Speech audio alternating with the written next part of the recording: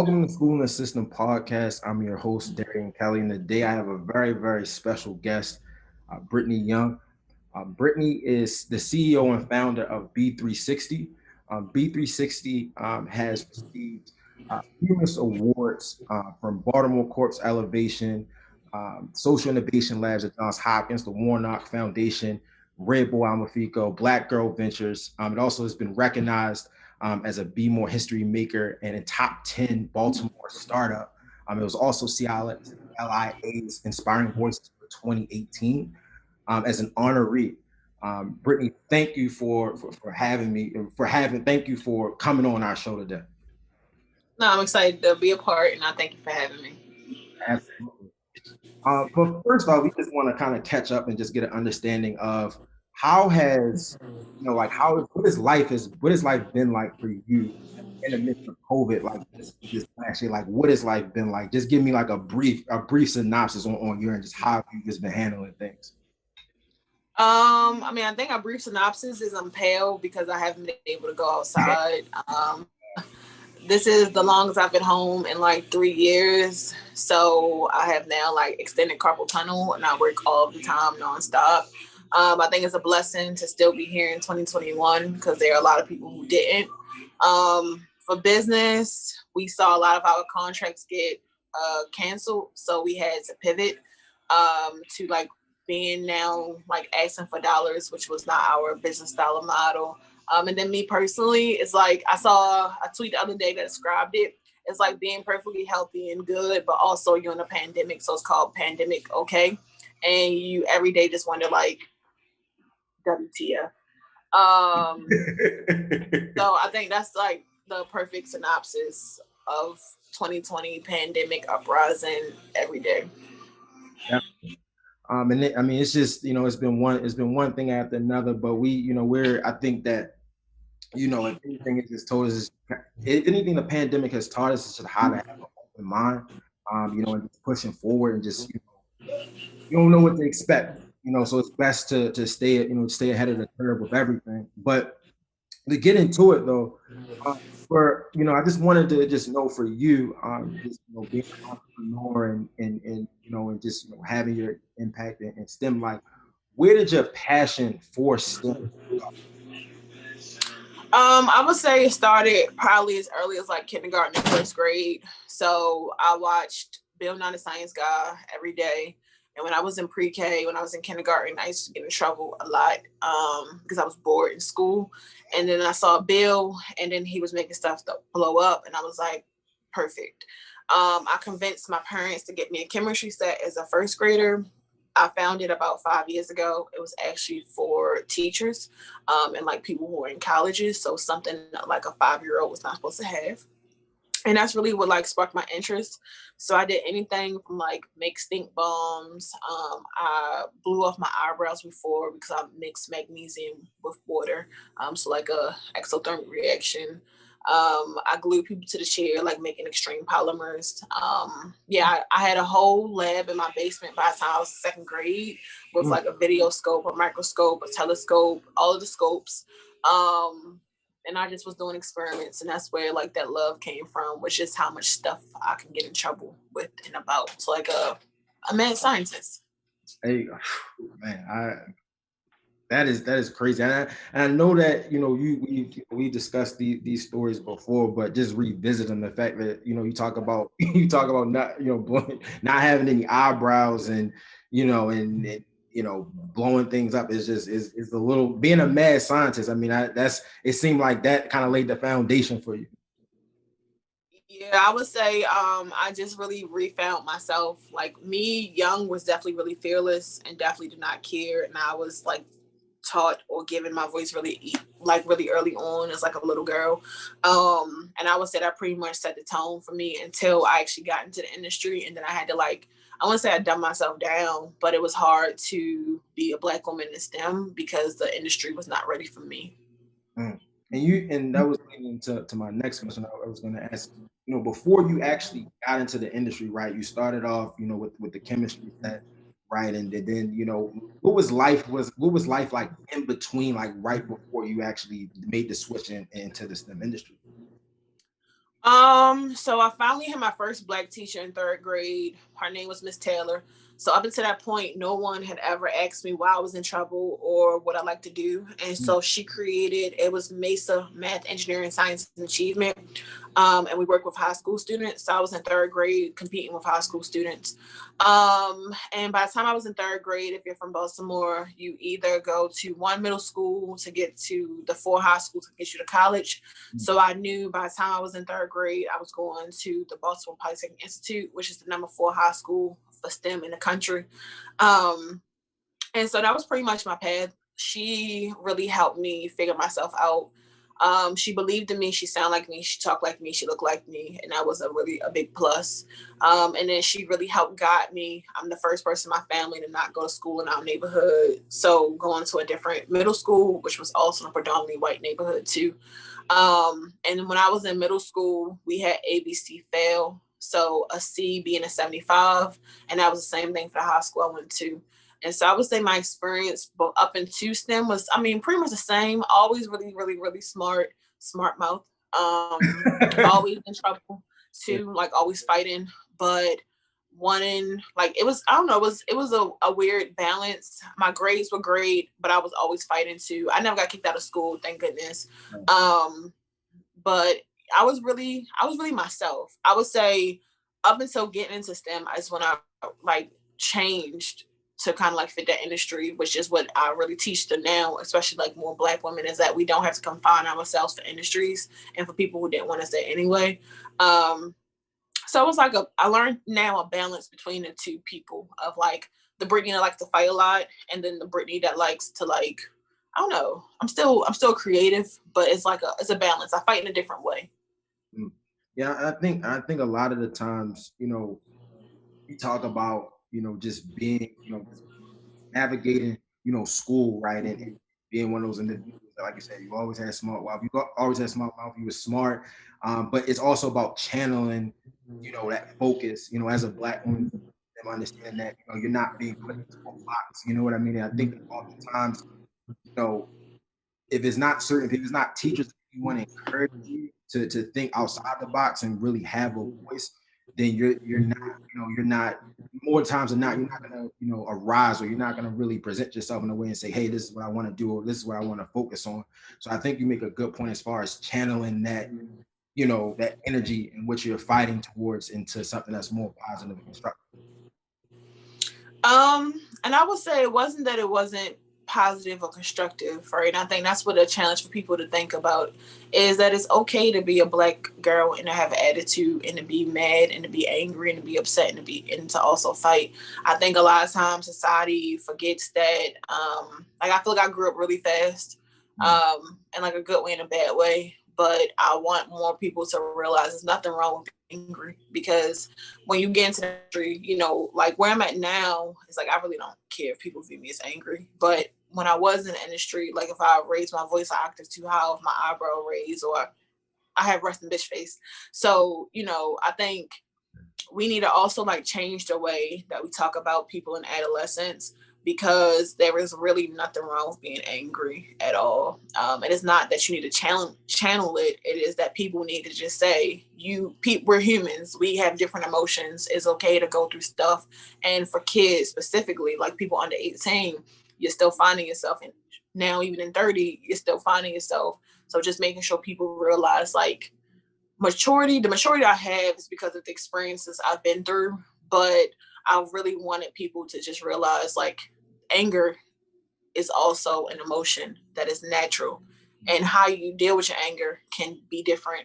But when you're a kid, you make mistakes are okay. That's a great point. And I think that also too, you mentioned this, um, your transition into the industry, right? You've had stints at, NASA, right? Working at McCormick and Company, 5 business lab. Like, I guess for you, I mean, you kind of alluded to it, but what was that transition like? And, and how were you kind of able to overcome those challenges, being, a black woman in those industries where you don't really see a lot of black women?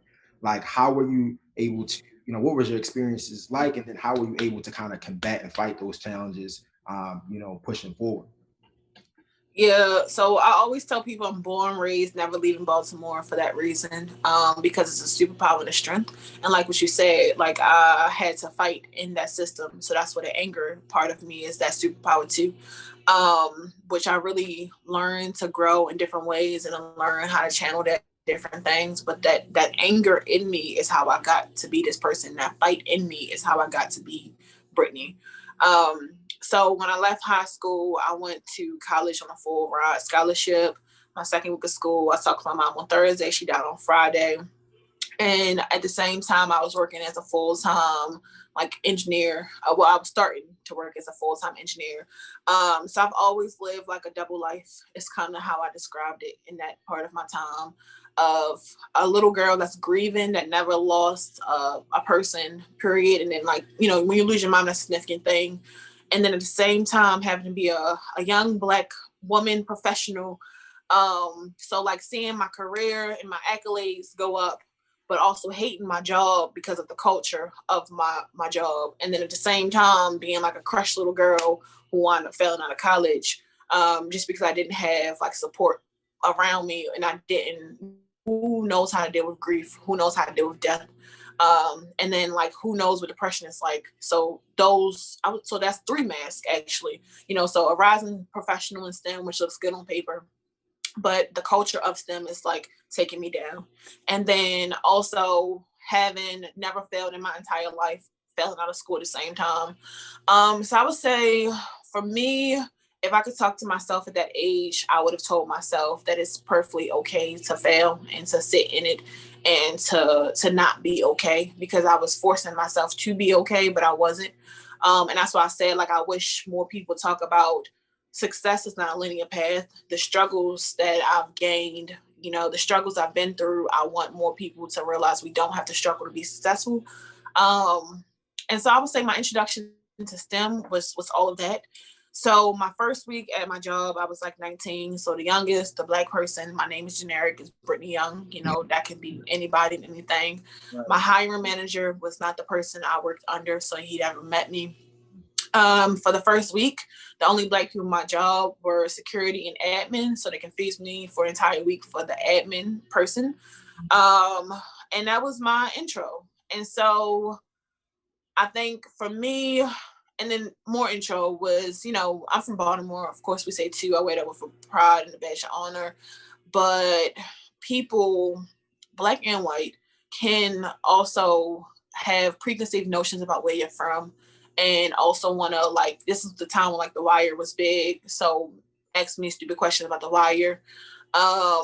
You know, so it was just a interesting place to be all at one time, of being straight from Baltimore and not having people that look like you, not seeing people, you know, that have ever met Baltimore people other than a stupid show that is not true.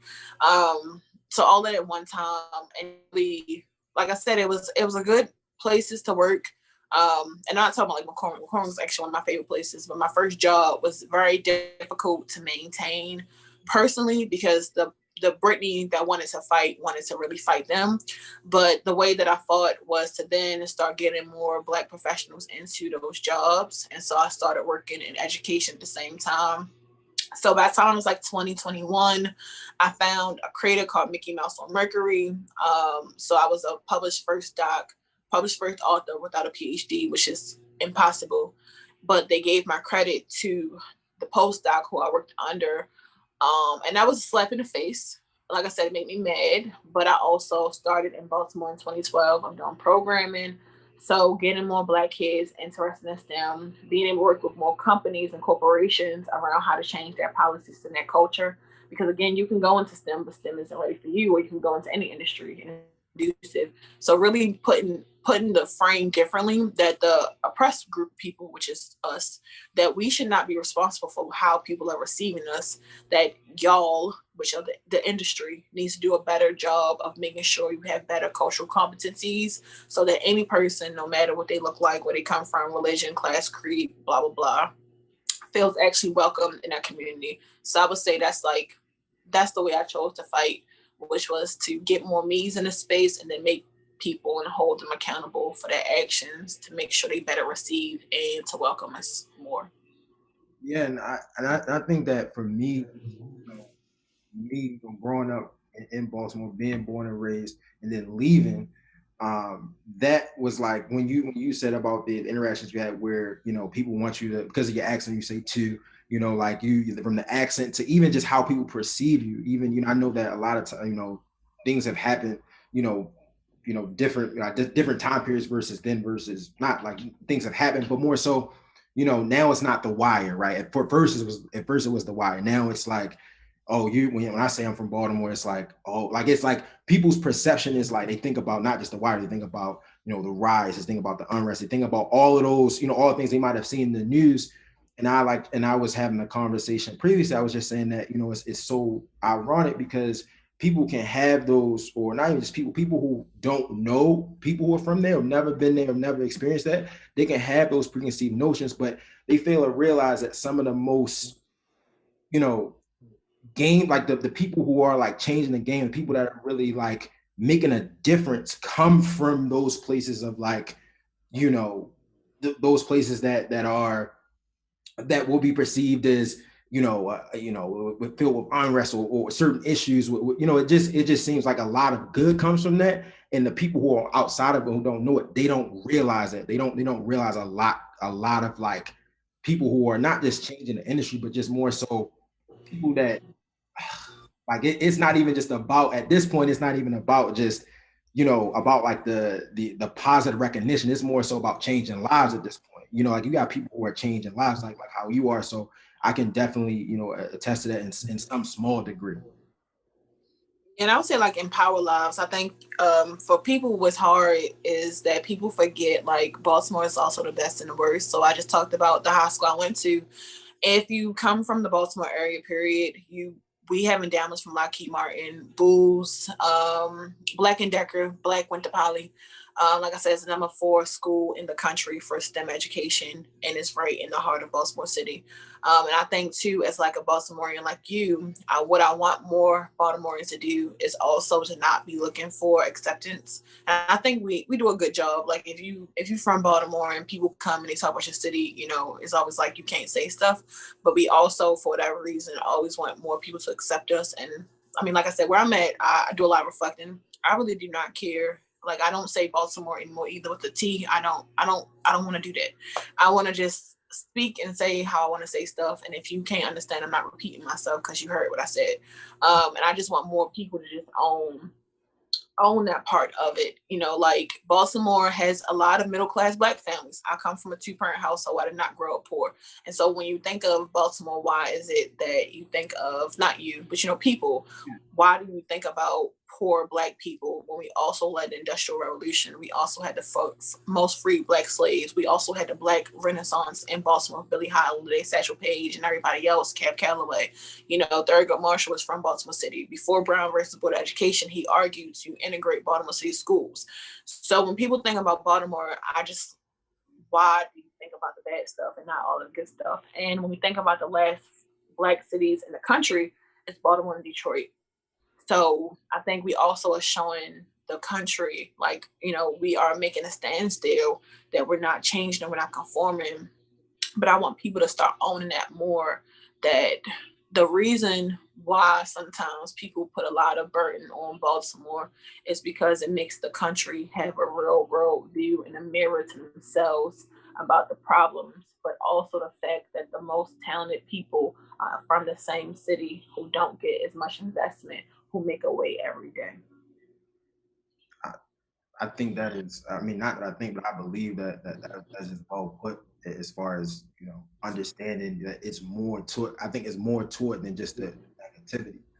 But I think also too, I wanted to wanted for everyone, the listeners and the viewers, to understand, you know, what is B360 and its mission, right? Because it's not like you just, you know, from those experiences, it's not like you just woke up and it's just like, hey, this is what I have, and I'm successful. It's like it's a process. What is it? What's the mission? And talk to us a little bit more about that. Yeah, that's a good question. So in 2015, going to 2016, 2015, was the Freddie Gray uprising. It was two main problems I noticed, which was, people were saying to move Baltimore forward. We have over 120,000 STEM careers that can move communities out of poverty, that can add, economic impact, and you don't need a 4-year degree. And I agreed on those, but I didn't see a pipeline in a way of making it more accessible, more tangible, and to really, embrace what people are already doing and their natural genius and talent. Then the second thing was that same year, Baltimore also created a dirt bike police task force. So like a SWAT team unit just for dirt bikes, because in Baltimore, it can be a misdemeanor for possession of a dirt bike. And that same year, my youngest brother also was incarcerated as a child and adult. So I'm strictly against any solution that results in Black people going to jail, especially for nonviolent offenses. So out of all of that frustration, out of all of that anger, was what birthed B-360. And if anyone knows me when I'm angry, just beware, because I put my heart and my soul in this stuff. And now, though, I love B-360, right? I put the heart and the soul is still there, but I'm able to change it from the anger to like how much love I have for this city and how much love I have for my work, that I'm not being driven by my anger and my madness, but I'm actually driven by how much love we get and we receive and how much the solution side is.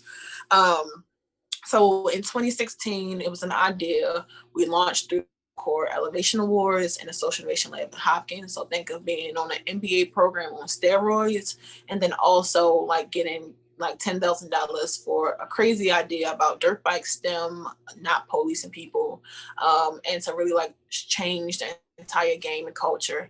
And then in 2017, we launched. Right before we launched, we met with students, we met with riders, we met politicians, dirt bike riders. I met you. So just doing a lot of community canvassing, period. That same time, I was also teaching, working at a community college, and still working in STEM, all at one time, which I sometimes don't even know how I did everything. I was getting probably less than 4 hours of sleep. But again, like when I'm angry, beware. Um, and so we launched B-360, means be the revolution. Most people don't pay attention to that. And that is the heart and the soul. It's an extension of me. It is an extension of, my frustrations and everything about Black people, my extension and my frustrations about everything that's not done. And my extension of frustrations about navigating a system that was not designed to be equitable. And so, out of all of those frustrations, what we do is we have 3 parts. So, we have a STEM and workforce program that teaches people, young and old, how to build, code, design, and 3D print model size dirt bikes. If you're over 16 and you're a former dirt bike rider, we ship you out of traffic to work with our younger students, which is great. The second part is to work with cities and governments, to work with police, work with politicians, to change laws and policies to make it more equitable, and to also create safe spaces. So skateboarding has a space, bicyclists have a space. You design things so people don't want to use it, and that's what we need in more communities all across the U.S. is spaces for dirt bike riders to ride safely. And then third is motorsports. It's a $30 industry, but there are not any people that look like me. I think that's one main professional dirt bike rider right now who's Black, but it can be 100 billion plus with this style of riding, and to employ and empower these riders to do the same things but more. And if people want to see motorcycling thrive for generations to come, that means investing in the Black riders now. And so what we do is we host events. So like some of us like X Games, but for this style of riding. So not making people have to ride on dirt. It's nothing wrong with riding on asphalt, but we just take people out of traffic to do it, to make it safe. And so that's the main parts of B-360. It's been 7,000 students so far. We work with, been able to hire and train 36 dirt bike riders and counting. And when we look at the narrative shift that we've created, before us, people were focusing on riders from the wrong asset, which was actually, again, the mirror of them, how people view Black people and Black men specifically, which is items and things to be controlled. And we're saying, actually, people are smart. Riders start as little kids who know how to fix their bikes, repair them. When they pop a wheelie, that's a physics equation. When they add gas and oil and have the ratio to make their engines not explode, that's a math equation. So just really focusing on all of the positive attributes and assets.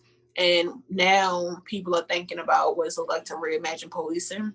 B-360, that's a perfect example that we're a proactive solution to make sure people don't ride in traffic, but you still get to ride. But we're also adding in programming, we're adding in workforce pipeline, we're adding in opportunities, and we really want to work closely with governments to make sure the solution that they go towards is not just policing it, but really working to invest in riders and people to do it safely.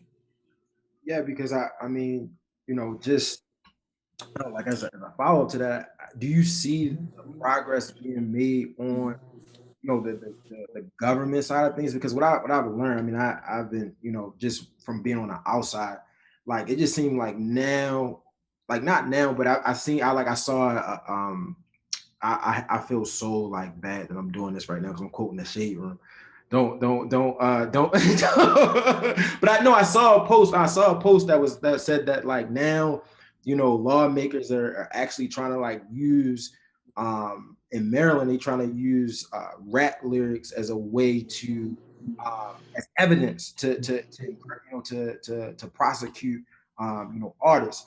Like it just seems like everything is from dirt bikes, different ways in which you know the ways in which we used to elevate what we do, or to shed light on what makes us or what makes people special, what their talents are. It just gets criminalized, or it just gets seen as if like, okay, let's take that away, or let's make a law for that. Have you seen any progress on the law side or on the government side, when it comes to, to the dirt bike riding aspect since, back in 2017 to now?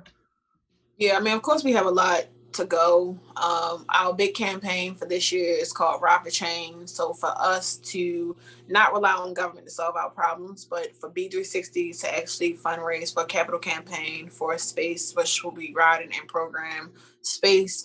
And then we hope to have the government as a partner. Since 2017, we've seen a decrease in dirt bike related arrests by 81%. So really answer your question, right? So that's a perfect example of when people us do programming and work, how we can really change things. By doing programming and creating opportunities, we've saved Baltimore over $233 million because that's less people that would have went to jail for dirt bikes.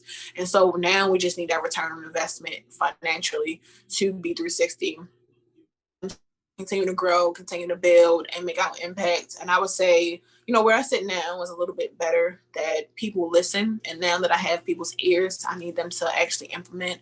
So I'm on the transition team with Mayor Brandon Scott, who's really forward and proactive, and I appreciate his leadership. And I know that he knows about the work that we do. So my challenge to myself has been to just, really work my network more, be able to be in the forefront of what's happening, get more help and more support to do it. And I also want people to just, we have an over reliance on government. And that's where a lot of these issues come from, is that we want the government to solve every single problem. And when the government solves it, sometimes, not saying all times, but sometimes the people that are solving it come from not the same neighborhoods, the same communities, and don't have that lens of thinking long term about how it affects people who are closely affected by the issue. And that's like, dirt bike policy that I'm talking about. I'm pretty sure in 2012, when they thought that was the perfect solution, but they forget that kids ride, that if you have returned home from jail and you have a dirt bike in your house, you can go back to jail. They didn't think about just the long term effects of a policy like that. And then when the Blake administration added the Dirt Bike Task Force, our rollout could have been done a lot better. So I don't think we have nothing against the police. We have an issue with the policy, and people who create these type of policies don't have enough community stakeholder support or stakeholder engagement to think about what does this look like in 10 years, 15 years, 20 years, shit, what does it look like tomorrow? So I think that rap lyric example is another perfect example.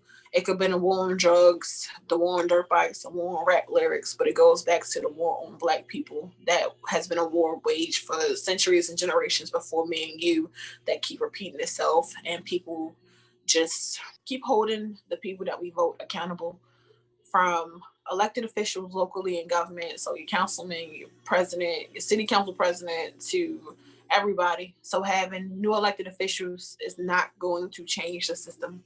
They still work within a system, but it is our job to make sure we hold them accountable in a strong way and to really to work to make things better. One of the things I wanted to circle back on that you said, getting away from like the government piece, because I appreciate that breakdown of like us like not having to rely so much on it, and as far as the people who are making the decisions and are making the policies don't look like us. They're not in the neighborhoods. They're not living it. Their way of life and way of thinking you can't relate to their constituents in some cases, right? But also Mm-hmm. return on investment. Why do you think that there's been such a why like it seems like people are kind of like moving slow on that, right? You would think with the work that you're doing from from a youth standpoint, right? From the opportunities that you all are creating, for the city as a whole, like why is there so much like why is there so much stagnation when it comes to it coming back around, you think? I mean, the largest part of government is a bureaucracy, right? And that bureaucracy, whether we like to admit it or not, is based on the same stigma and principles that have held Black people back for a long time. So that same system, which we all know is flawed, but that's how it works, and that is the challenge, right? So when people, I understand why people sometimes they want to vote for president. Not saying we shouldn't, but the issue with like the system and the structure is that it's been flawed for generations, and then government is a bureaucracy that has millions of checks and balances as it should, but it can be slower because of those checks and balances, or if things are not seen as an emergency situation. um but I think that's also why it's important, for people to be able to understand how government works, so they know like where to go to and how to hold people accountable. And that's something I've learned. So I understand the process, I understand the system, and why it was really important to me to not wait. So the longer you wait on government, the longer you also have to like wait for a change. So the reason why we created B360 was to make that. And I think a part of the return on investment too, again, is like philanthropy doesn't look like me. VC doesn't look like me. These are, again, all of the same type of problems of people in decisions and policy making and power who can invest and give money, who can, like really get us to the next level, but they don't have a grasp on what's going on. And then biases, which are built on racist practices, also make them think that my solution is not a good one or not a valuable one, just because they can't relate. And so, like I said, where I'm at now is like I don't want people to relate. I don't care. But just because you can't understand something does not mean that it's not valuable, or does not mean that it doesn't work.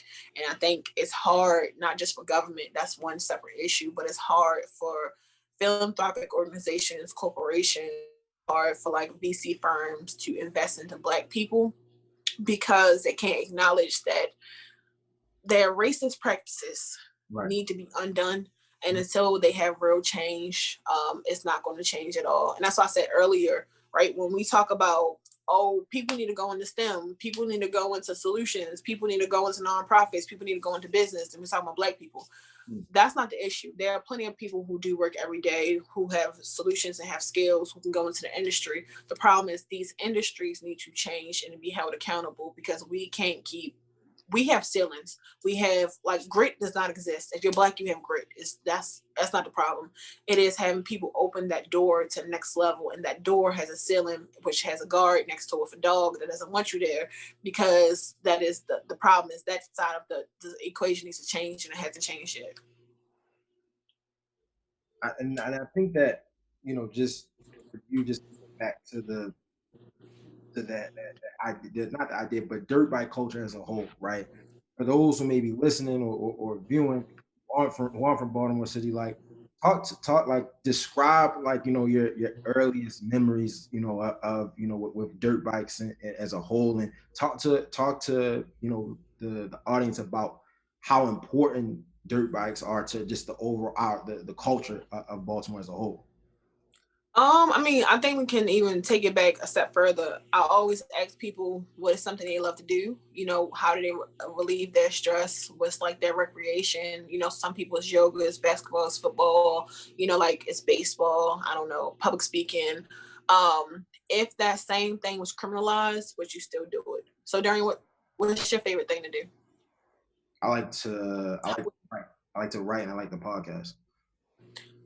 Perfect example. So if doing podcasts was illegal, would you still do it?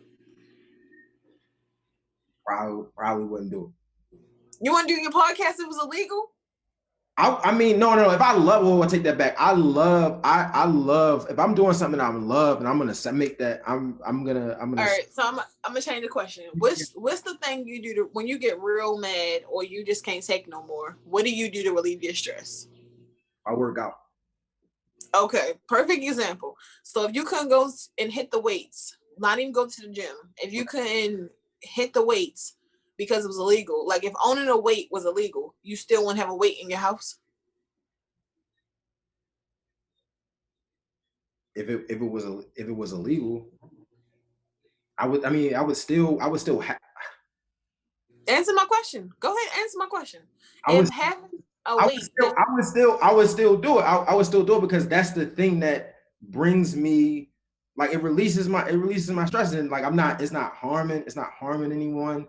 Like, I don't understand, like, even if it is illegal, like, I just think that it wouldn't make sense. I would still do it. To answer your question, I would still do it. okay, so that's why I asked that. And Yeah, that's I mean that's what but I ain't yeah, going. you Go gonna ahead. hide it.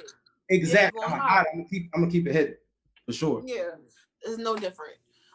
So for dirt bikes, so like with you and your weight, a lot of riders really ride to relieve stress. So again, we're not advocating for people in the streets. That's not what we're about. We're trying to shift people out of traffic. But a lot of riders like Baltimore, Cleveland, Miami, all these cities, we're very stressed cities because of the issues we talked about.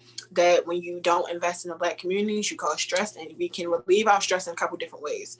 It can look like the homicides and increased murder rate that we currently have, or it can look like people finding alternatives that are nonviolent and not drug related, which can be dirt bikes. And so that's like the bikes or like anything is a stress reliever. Growing up in Baltimore, the sound of summer is dirt bikes. That's like our sport. But we could be Philly, we could be Miami, Oakland, Detroit, Houston has riders too. It's all across the U.S. We're not alone. We just kind of named ourselves the dirt bike capital. And when I was young, my uncles and my cousins rode. I tried, I failed. I don't like the fall. That's how I like Bill Nye the Science Guy. But I've always been an enthusiast, right? Just like how I like basketball, but I don't play. Right. So it's not any different. I like to watch it. I love it. Um, and that's just the experience. When I think about my childhood, I think about dirt bikes. I can smell the engines. I mean, I hear the engines, smell the gas, that kind of stuff. And if you think of like a summer in Baltimore in the 90s, 2000s, on a Sunday, you would see dirt bike riders in the park before they changed the laws to kick them out of the park, which forced people in the street. With like a grill where people riding past you, with a car club and like 1,000 people outside just in the park having fun. And that's what I think about when I think about dirt bikes. Um, Getting older, and seeing the challenges, of course, when the state kicked people out of the parks, that forced people in the streets. And again, we acknowledge that people shouldn't be in traffic riding. But there was a time in Baltimore for a little bit on Sundays too, when the pack would come through one part of town. The police, it was like an unwritten law rule. If you didn't want to see it, you just didn't go that way, and they would have that time to ride. What I think changed and hurt the most probably was when that task force got rolled out, but there was no like strategy on telling people, hey, this is actually the law, that is a misdemeanor. If you continue to ride in this space, we will have to take your bike and you can go to jail. And now we have a task force to do it. And I think that was the missed opportunity part of the system. Could have been different and reworked had there been a better strategy on how to connect with the community. Because if the group of people have been doing this for generations and then one day you pop up police, what do we expect to happen? And that's what I always want people to think about is unnecessary situations where police should not be involved, but we send police to go handle business that they shouldn't because we create extreme policies and laws like loitering could be another example where things can happen, and that's how we get more hashtags, and that's what we've been seeing forever, and 2020 amplified that more. For you, I guess I think that I think this whole conversation has been dropping a lot of gems and just even offline, just a lot of things. Say you really like you always like we're one of those people that really very like you push people, like you push people to think. Um, for you, I guess, just what you're seeing in the industry right now, right? I think that I think that when I first met you, it was like my first, not like my first introduction to STEM, but it was like I was like way more aware of it. I was way more exposed to it. And after, leaving Baltimore and going other places, and kind of circling the background to having this podcast, I'm noticing that like it just seems like everyone is a part of like STEM in some sort of way, has a platform, has a nonprofit. I guess for you, just being that, having the experience that you've had and being at this junction in your career, what are some things that you want people, to keep in mind, when they're, as they're, I guess, building their platforms, or just, trying to make a difference in the industry for, individuals that don't look like themselves, whether it's, you know, whether it's on the nonprofit or for the for-profit side, like what are some things to really keep in mind or intact, when, I guess building out what you're working on? The value and the asset in community. So if you are working for a group of people, but there's no one represented for that group in the work that you're doing it wrong. And that's across any spectrum, anything, period. Um, because that's the part, like the problem is that people make decisions for us, not with us, and then don't bring us to elevate what we already do. The assumption sometimes is like, we need people to come save us. We need people to fix stuff. No, we need people to give us the money to do the stuff that we were already doing that works and to help us grow as the next level. I think when I look at like Uber and Lyft versus like hacks in Baltimore, or like, they call them like gypsy cabs in different places, and like dollar cabs and like wherever, that's a good example of like Uber and Lyft are popular, but that idea is not theirs. People were doing that many, many years ago. What Uber and Lyft added was technology aspect, and was able to take an idea that was already working all across the US, and even in like, some parts of like Africa and Nigeria and stuff like that. What they did was just take the idea and then add technology and then blew it up into a big company. And that's a perfect example of like the ingenuity we have as Black people. It's just natural because we always have to find better results and better solutions and better ways, because we have to operate in a system that doesn't work for us. And even in term like innovation, I've never heard that in my life. And so maybe I was like 27 in these spaces, because really innovation is just a fancy term for survival, and we have learned to survive for generations. And what business does is teach you how to sustain it. So I'm now that's why I said for me, I've grown from being just angry and operating from the anger side of me, which was based on like the fear of me too, to now also switching to, I love the work that we do. I love the people that I work with, and I love, who I'm becoming, because I'm learning to sustain me, right? And that's the different. I'm turning from the survivor Brittany, who I've been my entire life, who I've been groomed to be, to the adult me, who is tapping back into my younger self, who was fearless, and that's thinking about sustainability, because I can finally, think past, am I going to be shot by police? Am I going to be in corporate America where they don't like my curly hair and the fact that I'm say these type of stuff, which makes me mad. And then the next level is the thriving, that I'm in the process of thriving. I would say I'm getting there, to be able to reflect on my experiences, good and bad, and really pull out who am I, and thinking back to like the young me who was fearless to get to that next level. And I think that's that's just the difference in having these experiences, and the difference of times with led organizations is a lot of them jump past surviving and sustaining because they can thrive, because they've never dealt with the traumatic experiences of operating a system that wasn't for them. And so they don't have that mental fog and block and barricade between them and access to the big tech sections, or like the big blow up idea, because they didn't have to think about survival. They didn't have to sometimes think about sustainability. They had the opportunity to know that as a mediocre person, you can thrive in a country because it was made for you, where we know that you can be on a podcast with you like I am right now. My little brother's in jail, right? Because I have to go through all of these different systems and hoops and hurdles. And for Black people who live in America and operate in these systems, it's not made for us. So we always have to have that survival mentality. And hopefully we get to the sustainability mentality to then hopefully one day be able to thrive. And then even when we thrive, we know that it's not promised to our next generation of kids to thrive, even if they have all of the tools and all of the wealth and all of the accolades that we do, because they can easily become a hashtag just because we Black. So all of that to say, my challenge to the industry is really to make sure that any solution that you're creating or working on that is for a specific group of people, if it does not embody those people, if they're not in the forefront of the conversations, if they're not being equipped and given access to lead it themselves, it is not working. It will not work. And I want more people to start speaking about Black people and the work that we do from asset language and frameworks. You will never hear me say low income, underrepresented, blah blah blah blah. However, disadvantaged, opportunity youth. I don't even know whatever people say, because like why do we have to say all of that? The issue is not. Yeah, the issue is not our socioeconomic backgrounds. Like I said, I come from a two-parent household. We still have the same challenges. It is the fact that I'm Black.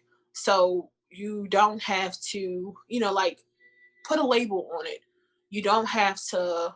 I don't ever want one of my students to read something that we put out and it's like, oh, Miss Young pities me, or she's calling me poor. Because last time I checked, when I asked them, they wouldn't say that they poor, because I don't think that they are. And when you think of me and you think of a dirt bike rider, what's the difference? So I'm also not an anomaly. And that's what I want people to also get to is you can't pull a single Black person out and say, oh, this is the prime example, of like how things can work. No, we still need to pour back in. But I also know that I'm just better at telling my story than some people. But I know my experience as a Black people is not an anomaly experience. My genius that I have is not an anomaly. And that's like my gift to people, and my thing I want to do and encourage more people to do is be able to reframe and how reteach them just how smart they already are and be able to bring that out full circle. And I see that every day in the young people we work with, because the way they talk about themselves, how they describe themselves, the freedoms they have, I'm appreciative that they let me guide them and the trust that they give to me. That was a lot to unpack there, because I think that for me, I just think that, like you said, there's so many, like, I think when you, first off, just going back to innovation, right? I like how you put that innovation is another word for survival. Like a lot of like I do like a lot of, I follow a lot of like, professional athletes who are, out exiting out of, whatever, whether it's NBA, NFL, whatever sport they're playing, and then they're transitioning into, entrepreneurship, right? And then they get interviewed and they're like, okay, what is your why? Why did you make the shift? Like, why did you, why are you transitioning into this predominantly white, space, whether it's, VC, whether it's, these funds, like, why are they, like, what's your why? Why are you getting into it? And then their response more times than not is like what you just said is survival, right? I know how to survive. You learn, when you, like you said, it's not about our social and economic status, but I think it's something to be said about how, when you have to, navigate extreme circumstances or environments that are extreme, you learn how to like adapt. You learn how to like take what you've learned, and you know how to apply it to something else. Like it just, you have deductive reasoning skills. You can put two and two together, right? It may not be in a sense, it may, be it could be extreme examples or it can be literal examples, right? But I think that's something that I'm starting to follow, is that like innovation is just a fancy, like you just kind of those words that like people, that is mostly like white people, that they use to describe certain like Black communities, or whether it's like poverty stricken or disenfranchised, right? All these different things to say Black. But even with innovation, right? Because everything you see nowadays is an innovation this, or this is a hub for innovation, right? And it's like, what does that really mean? And then the funny thing is that I feel like they use those terms to keep people confused and out, right? I just feel like, when you use that terminology, you kind of creating sort of a like a checklist of like, okay, who can be in the club? Like who, you know what I mean? Like who is an innovator? Like what is, we don't even know what it means, but we're going to use it to kind of be selective. And I I really think have never heard that word until I was 27. exactly, like even into later on. So, and then another thing that you brought up that I thought was, I thought was key was that you were saying that, you know, you're not an anomaly, like your experience is an anomaly. And you like to take, you know, people who are outside like to take somebody else's story and be like, you know, oh, you can do that, or that's something that you can do, right? And try to like make the experience like make it universal when it's you know, in some cases it's not like it, you can't just, you know, paint it with just a wide brush. So I'm glad that in what you said, you've unpacked, like you've kind of like broken a lot, not even just with what you said, but just more so how we think, how we see, like how we see things like innovation, how people describe our community. So Yeah. at this part of the show is a fun part of the show. It's called Taking Them to School. We like to ask our guests kind of like off the cuff questions to kind of get, you know, get to know them a little more beyond just the face and the image. But so yeah, so this is Taking Them to School. So when you're not, you know, when you're not focusing on B360, or you don't have engagements, or you're not, you know, at the top of you know, crawling out of your inbox list, you know, or your inbox, what is something that you're doing like outside of that? Like, what do you like to do outside of all of those other things? Sleep. I had to feel he was gonna say that. Sleep and do nothing. I don't know, like, I mean, some of my real hobbies, like I'm really I like to like refurbish like furniture, that kind of stuff. I'm actually into interior design. Hmm. Um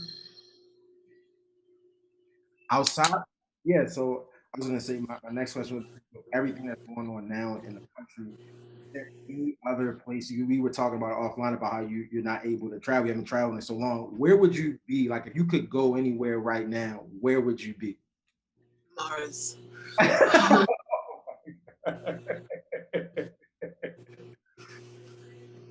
Mars. my next question, oh go ahead. I was saying Mars, Antarctica, I don't know, Any, wherever there's not many people. anywhere but here. Yeah. And my I guess my final question would be, I guess we always ask our guests as our last question, what, like how would you, and then you explained it, but more so, how what would be your definition of schooling the system? Sorry. um is broken. Why would I waste my time schooling it? So it will be bulldozing the system. Hmm. It wouldn't exist. All right.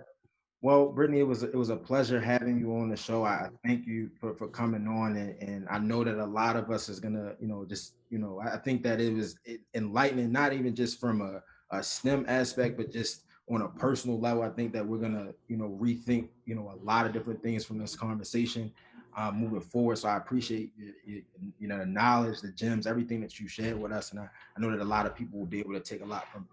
Thank you. I appreciate you for having me. Yeah, I'm still growing. I'm still learning myself too. And I just, I'm proud to be able to sit in these spaces and to pass on some gem nuggets, but also learn too. So I appreciate it. Thank you.